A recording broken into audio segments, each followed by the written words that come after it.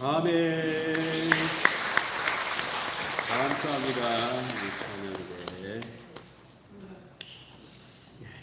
오늘 또 좋은 날입니다. 우리 하나님의 은혜와 평강이 예배드리는 우리 모두와 함께 하실 줄로 믿습니다. 영국의 저명한 정신분석학자이며 힘의 심리의 저자 폰 하트필드라고 하는 박사가 소나기의 힘, 악력을 세 가지 방식으로 한번 시험을 해봤다고 합니다. 먼저 보통 사람들의 악력 얼마가 되는가, 소나기 쥐는 힘을 측정했더니만 평균값이 45kg가 나왔다고 합니다. 쥐는 힘이 45kg을 줄 수 있는 힘이 되더라라는 겁니다. 다음으로 심리적으로 무력감을 느끼는 상황을 겪게 한 뒤 나는 매우 약하다라는 암시를 주고 압력을 측정해봤다고 합니다. 그래서 손에 이걸 꽉 꼈는데 절대는 힘을 꽉 꼈는데 13kg밖에 나오더라고요. 45kg 힘을 발휘할 수 있는데 부정적인 마음을 가지니 힘이 빠져가지고 막 잘 안 쥐어져가 15kg 정도밖에 못 쥐더라. 마지막으로 심리적으로 강함을 느낄 수 있는 상황을 겪게 하고 나는 강하다라는 암시를 주고 소나기 힘을 한번 테스트해 봤다. 찍어봤더니 놀랍게도 64kg가. 그 사람이 육체의 힘만을 갖고 사는 것이 아니고 심리적인 힘, 정신적인 힘이 얼마나 우리의 삶에 중요한 것임을 실험으로 보여주었습니다. 사람이 육체의 힘만 가지고 살아간다면 보통 이상의 힘을 쓸 수가 없지만 정신력, 심리적, 영적인 힘이 있다면 보통 이상의 힘을 발휘할 수 있는 뛰어난 삶을 산다라는 말입니다. 또 사람이 무기력하게 살 수도 있다는 겁니다. 외부적인 환경이 나의 마음을 위축하게 해버립니다. 가까운 사람이 슬픔을 돌아가셨구나, 중병에 걸리면 뭔가를 집중적으로 하려는데 소나기 힘이 빠져가 안 잡힌다. 또는 트라우마라고 하죠. 어떤 일을 겪었는데 그와 비슷한 상황이 와버리면 힘이 빠져가 꽉 쥘 수도 없고 이런 무기력한 상태에 빠질 수도 있음을 나타내 보이는 겁니다. 외부 환경에 의하여 심리적으로 위축이 되면 보통 이하의 힘을 발휘한다. 패배력에 빠지는 인생이 될 수도 있다. 현대 사회는 심리적으로 위축되는 요인이 많다고 합니다. 이를 독일의 한국계 철학자는 피로사회라는 말로 전 세계에 센세이션을 일으켰습니다. 우리가 살고 있는 사회가 피로사회라는 말은 철사를 갖다가 이렇게 껐다 하면은 나중에 되면 뚝 끊어지죠. 이게 반복이 계속되는 현상을 피로한 상태라. 우리가 지금 살고 있는 사람들이 사회가 피로사회, 심리적으로 심히 피곤한 삶을 사는 이런 사회 속에 살다 보니 심리적으로 위축이 돼요. 사람이 발휘할 수 있는 힘보다도 더 약한 힘을 발휘하고 사는 것이 우리가 사는 세상이라는 겁니다. 오늘 하나님께서는 이런 피로사회에서도 전혀 위축됨이 없이 더 큰 힘을 발하고 살 수 있는 방법을 우리들에게 알려주고 있습니다. 오늘 예배에 참석한 우리 모든 분들이 바로 아무리 세상이 나를 힘들게 하고 내 심리를 위축되게 해도 보통 사람들보다 더 큰 힘을 발하는 여러분들 되시기를 바랍니다. 같이 한번 말씀을 보겠습니다. 오늘 말씀은 이스라엘에게 베푸신 하나님의 은혜에 대하여 찬양을 하나님께 찬양하고 하나님께 감사하자라고 하는 시편입니다. 하나님께 감사하자. 왜 하나님께 감사를 해야 할까요? 그리고 감사하라고 가르칩니다. 자, 무슨 마음이 있길래 우리들에게 이런 말씀을 하죠. 자, 말씀을 떼어보세요. 여호와께 감사하고 그의 이름을 불러 아뢰며 그가 하는 일을 만민 중에 알게 할지어다. 오늘 이 성경 말씀은 하나님을 높이고 하나님을 찬양하고 하나님을 알리자 이렇게 말합니다. 그에게 노래하며 하나님 앞에 노래하며 하나님을 찬양하며 그의 모든 기이한 일들을 말할지어다 라고 우리들에게 오늘 하나님 말씀하고 계십니다. 반면에 오늘 이 말씀을 인본주의자, 하나님이 없다고 하는 사람, 신앙생활 하지 않는 사람이 만약에 이 이야기를 들었더라면 이렇게 말을 합니다.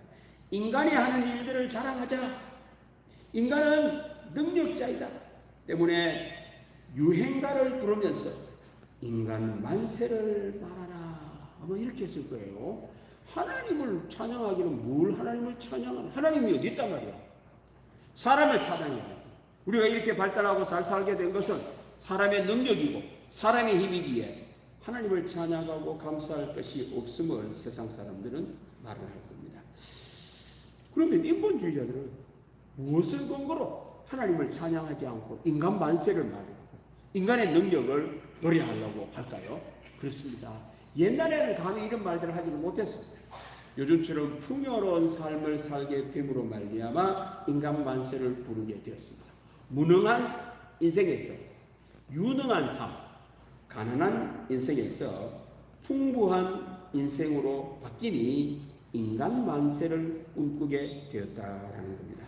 풍요로워지고 넉넉해지고 다른 말로 하면은 돈이 많아진 사람들은 인간 만세를 부르기를 시작했습니다.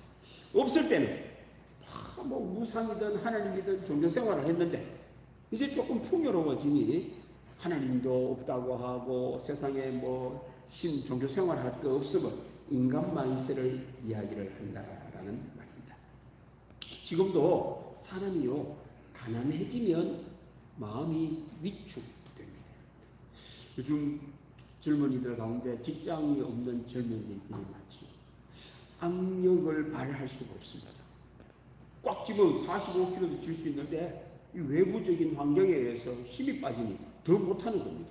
13kg도 발휘하는데 시험 치면 떨어지고 어디 하면은 안 되고 그럼 또 자기 자신이 자기 자신을 자책을 합니다. 나는 무기력해, 나는 무능해 라고 하니 자꾸만 소외되는 일들이 벌어진다는 겁니다. 이것이 인간 만세를 부르짖는 사람들이 마음 상태가 부정적인 마음이 됨으로 말미암아 오는 결과입니다. 오늘 성경 말씀은 외부의 그런 환경과는 상관이 없습니다. 하나님은 우리의 힘이십니다.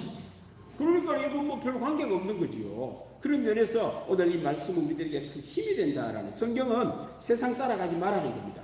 우리 힘의 원동력은, 원천은 하나님께 있으니 하나님을 찬양하고 하나님께 감사하라라고 말을 하며 그의 이름을 부르고 하나님을 찬양하며 살 것을 오늘 우리들에게 말씀하고 계십니다. 자, 과연 하나님을 찬양하고 감사하면 우리 사람들의 마음이 부정적인 마음에서 긍정적인 마음으로 바뀔까요? 바뀝니다. 같이 한번 보겠습니다. 그 다음 말씀 보십시다. 그의 이름을, 거룩한 이름을 사랑하라. 하나님을 찬양. 여호와를 구하는 자들은 마음이 즐거울지어다. 여호와와 그의 능력을 구할지어다. 그의 얼굴을 항상 구할지어다. 하나님은 항상 구해요. 아침에도 구하고 저녁에도 구하고 힘 빠질 때도 구하고 힘이 있을 때도 구하고 가난할 때도 구하고 아멘 하면 좋겠습니다.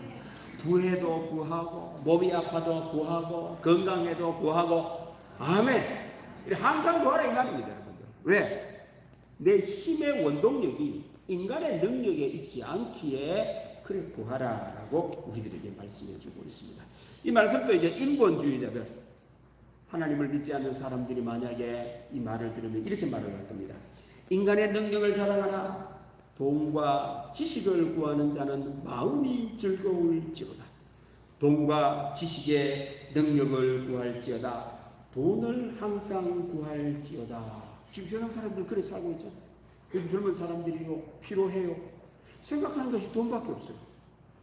우리 아이도 목사 아들인데 대화를 하면 돈 말을 많이 해요. 요즘 참 젊은이들이 참 심각하다.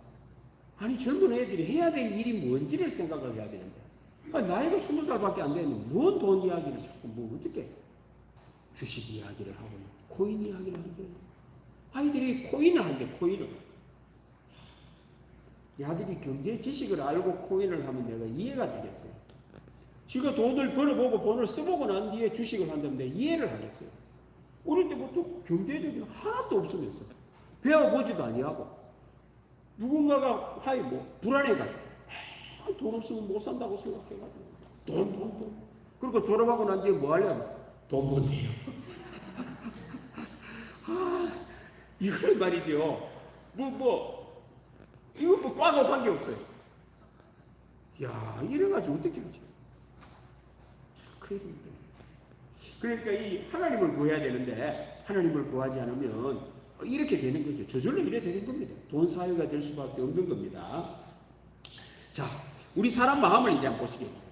만일 하나님을 구하지 않고 돈과 지식을 구하면 사람의 마음이 긍정적인 마음이 되어 악력을 높일까요? 아니면 하나님을 구하면 사람의 마음에 긍정적인 마음이 생겨서 악력이 올라갈까요?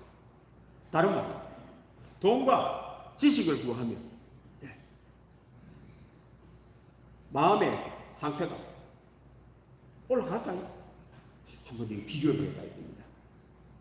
성경은 우리들에게 뭘 이야기하느냐면은 하나님이 계셔야 할 사람의 마음의 자리에 돈과 교만이 자리 잡고 있음을 이야기합니다. 그러니까 이 속에 누가 계셔야 된다고요?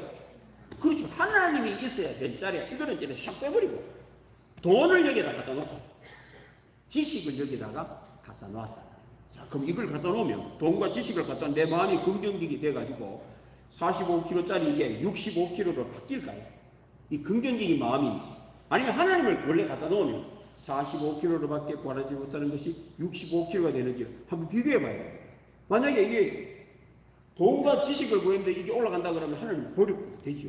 상황이 현실이 그러니까요. 그죠? 버려도 되잖아요. 그런데 아니라면 돈과 지식을 구했는데 사람의 마음이 교만과 돈으로 마음을 가득 채웠는데 부정적인 마음이 된다면 바꿀 필요가 있겠죠. 그죠? 우리 삶 속에. 자, 과연 그런지를 한번 봐야 됩니다. 성경은 우리들에게 말씀을 하기를 물질과 교만으로 사람의 마음을 채우면 부정적인 것으로 채워지는 것이고 하나님으로 채우면 긍정적인 것으로 채워진다라고 알려줍니다. 아멘, 맞다니까요. 아멘, 맞습니다. 아멘입니다. 자, 사람의 마음이 물질과 교만으로 가득 차면 과연 부정적이 될까요? 부정적이 됩니다. 그렇습니다. 왜요? 근거가 감사가 사라집니다. 돈을 구하는 사람 치고 감사하는 걸 보셨어요? 교만한 사람 치고 감사하는 걸 보셨습니까? 아니요. 감사할 수 없습니다. 그런데 하나님을 구하면 감사할까요? 안 할까요? 감사하게 되는 겁니다. 희한하지요? 하나님을 구하면 감사하는데 돈과 지식과 교만을 구하면 감사가 사라진다라는 말입니다. 있어야 될 자리에 하나님으로 사람의 마음을 채우면 사람의 마음이 감사하는 마음이 되고 이 하나님을 빼버리고 이 돈과 교만으로 채우면 희한하게도 감사도 사라진다라는 말입니다. 오늘 1절 말씀에 여호와께 감사하고 그 감사의 대상이 분명하다는 겁니다. 누구에게 감사하라고요? 그렇죠. 여호와께 감사하라고. 우리 성경에 나오는 천지를 창조하시고 우리에게 말씀을 주시고 예수님을 보내시고 우리를 구원의 길로 인도하시고 우리를 살게 하시고 천국의 길로 인도하시는 하나님께 감사해야 됩니다. 자, 감사는 대상이 있지요. 누구에게 감사를 하는 겁니다. 감사를 하지 않는 사람은 감사할 대상이 없다라는 말입니다. 사람의 마음을 물질과 교만으로 채우면 감사할 대상이 사라져요. 여러분들, 우리 젊은이들도 있잖아요. 이 돈과 교만으로 채우면 부모님의 은혜에도 감사할 줄 알아요. 요즘에 우리나라에 지금 문제잖아요. 부모님을 죽이는 일들이 이거 완전히 며칠 그러면 또 한번 툭 튀어. 부조 적게 나왔다고 세상에 자기 아버지를 죽인 아들이 있죠. 60대 아들. 아마 자기 어머니가 돌아가셨는데 장례에 나오는 부조가 적게 나왔다.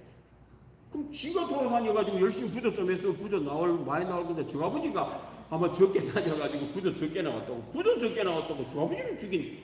이거 말이 안 되는 일은 기가 막히죠. 이거 말이 됩니까, 여러분들, 이거? 이야, 이 감사한 소리를 부르세요, 여러분들. 이거 이 돈과 교만이 있는 데는 감사할 대상이 없다라는 말입니다. 오늘 성경 말씀은 하나님께 감사하라. 우리 하나님 봅시다. 하나님 감사합니다. 이거 하라는 거예요. 감사라는 겁니다. 자, 그런데 감사는 어떻게 할까요? 나쁜 것에 감사할까요? 나를 망하게 했으니 감사합니다. 이런 세상 사람이 어디 있습니까? 나를 망하게 했는데 왜 감사를? 나를 망하게 해서 원망을 해야지. 감사는 잘되게 한 것에 감사를 하지, 누가 나를 아프게 하고 나를 슬프게 하고 나를 죽게 만들었으니 감사합니다.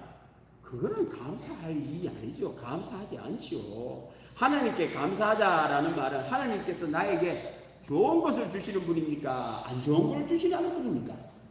좋은 걸 주시는 분이니 감사하자라는 거죠. 감사는 나를 유익되게, 복되게, 기쁘게 살게 했으니 감사하는 것 아닙니까, 여러분들?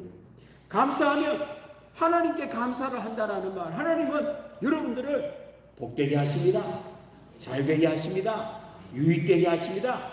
그러면 감사가 없다라는 말은 누군가를 나에게 잘되게 하는 대상이 없단 말이에요. 누가 나를 잘되게 합니까?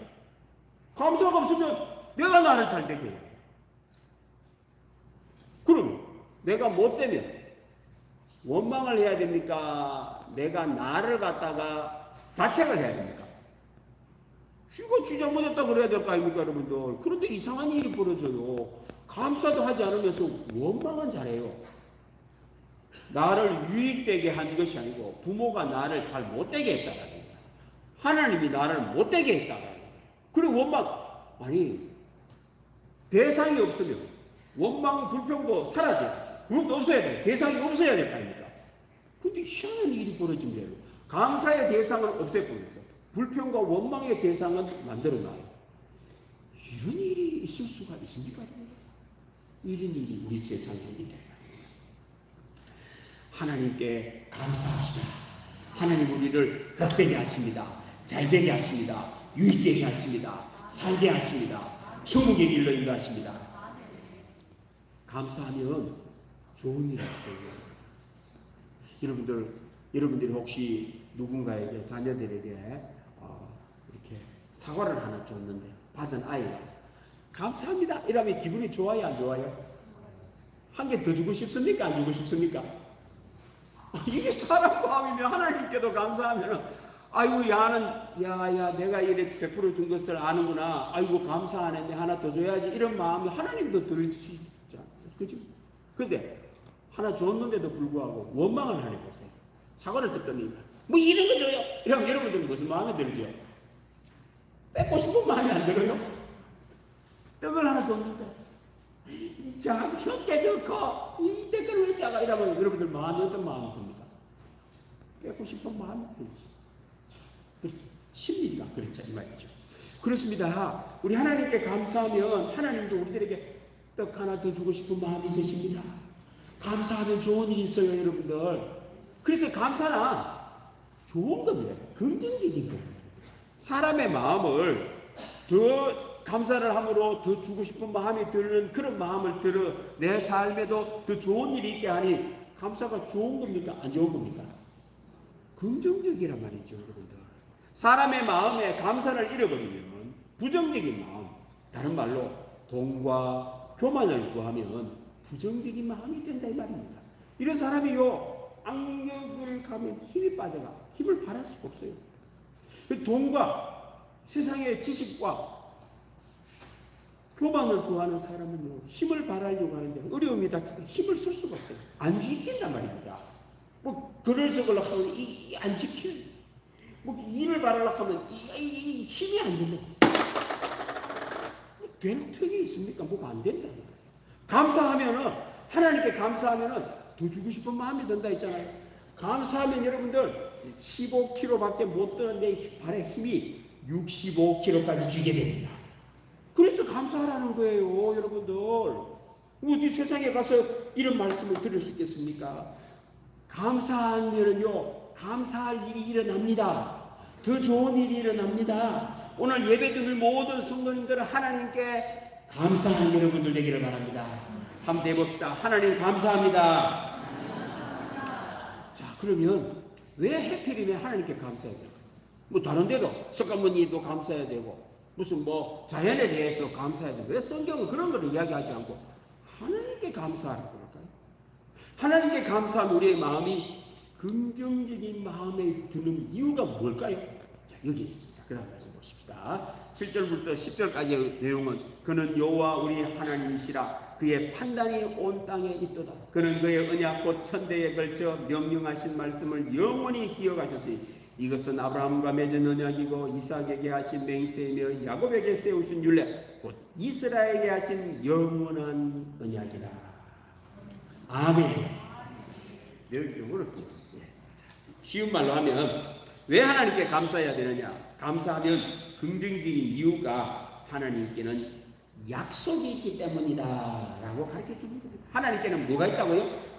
약속이 있기 때문에 하나님께 감사를 해야 된다는 겁니다. 다시 읽어봅시다. 그는 우리 여호와 우리 하나님이시라 그의 판단이 온 땅에 하나님께서 판단은 하나님의 계획이 다 있다.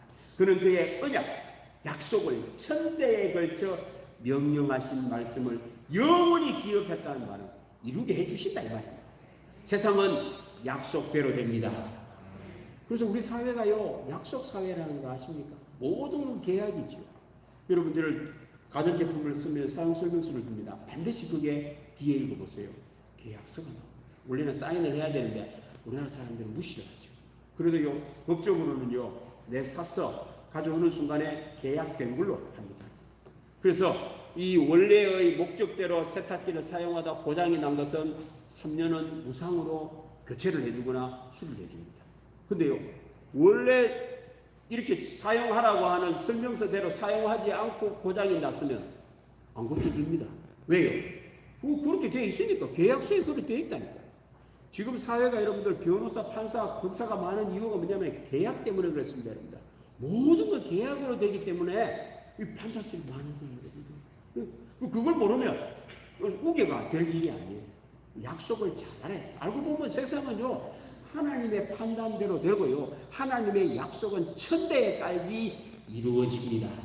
왜 하나님께 감사해야 되느냐? 하나님은 약속의 하나님이기 때문에 하나님께 감사해야 됩니다. 하나님의 언약은 영원합니다. 사람이 인류가 사라질 때까지 하나님의 약속은 영원토록 통하기 때문에 하나님께 감사를 해야 된다라는 말입니다. 오늘 성경 말씀은 하나님을 나의 하나님으로 삼은 사람은 복되다라고 말을 하는 겁니다. 그는 여호와 우리 하나님입니다.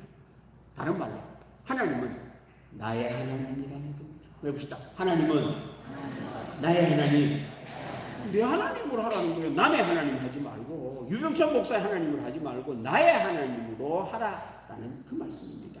인본주의자들은 하나님은 없다라고 외칩니다. 세상은 물질, 돈이 전부다.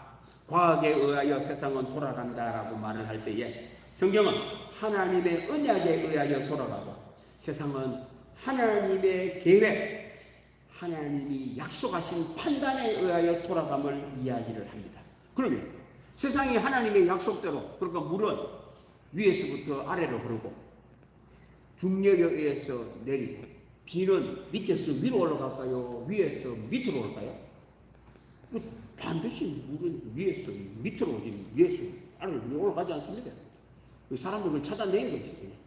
반드시 하나님의 약속을 지켜줍니다. 세상은 그러면 하나님의 언약을 부정을 하면 어떤 일이 벌어지느냐? 세상은 우연에 의해서 움직인다라고 말을 합니다.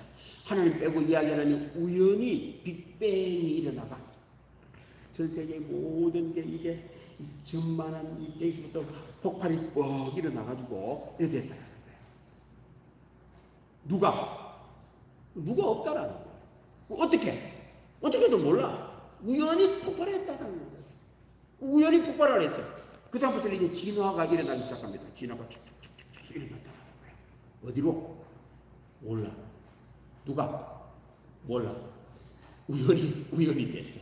그럼 나는 우연히 됐어. 성경은 여러분들이 이 세상에 태어난 것은 하나님의 계획에 의하여 태어났습니다. 근데 하나님을 부정을 하니 나는 우연히 태어났어요. 그리고 내가 나를 보니까 다른 사람은 좀 못한 것 같아요. 나는 왜 이렇게 별로 못하게 태어났지? 운이 나빠가 그런 모양이다. 운으로 자꾸 걸리는 운. 성경은 운 없어요. 하나님의 약속에 의하여 된다니까요. 내가 잘못된 것은 하나님의 약속을 몰랐거나 그 약속대로 행하지 않아서 잘못되는 거예요. 내가 잘 되는 것은 운에 의해서 잘 되는 게 아니고 하나님의 약속대로 행하면 잘 됩니다. 이렇게 세상을 성경은 우리들에게 알려주고 있는 겁니다. 세상은 다 우연에 의해서 진화가 되고 어쩌다 보니 인간이 된 겁니다. 부정 중에 부정이지 않습니까? 긍정적인 마음이 아니잖아요. 이런 마음은 나의 탄생은 태어나지 말아야 하는데 우연히 이 세상에 태어나 안 좋게 태어났으니 나는 불행해. 지금 또 운이 없어. 내 인생은 이렇게 된 거야. 이 긍정적인 마음입니까? 부정적인 마음입니까? 부정적인 마음이잖아요. 이러니까 갖고 여러분들 한번 쥐어보세요. 세상을 한번 살아보세요. 사라지는가? 예? 열심히 살아도 될 판인데 나는 이게 우연히 태어났는데 와 이 딸이 태어나가지고는 잘못된 집에 태어났고 저런 부모님을 만나가 이런 대한민국에 태어났고 이 영천에서 왜 이래가지고 무슨 인생이 되겠습니까 여러분들? 아닙니다 여러분들. 내가 태어난 것은 하나님의 영원한 계획에 의해서 태어났습니다. 나는 하나님께서 가장 아름답고 멋있게 잘 태어나게 하셨습니다.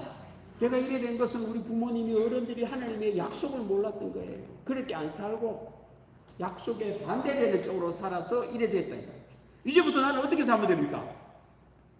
지금까지 그래 잘못 살아왔으면 이제부터는 하나님의 약속대로 사시면 됩니다. 힘이 능력이 나타난다니까요. 하나님께 감사하고 하나님의 약속대로 살면은 운명이 바뀝니다. 부정적인 마음이 긍정적인 마음입니다.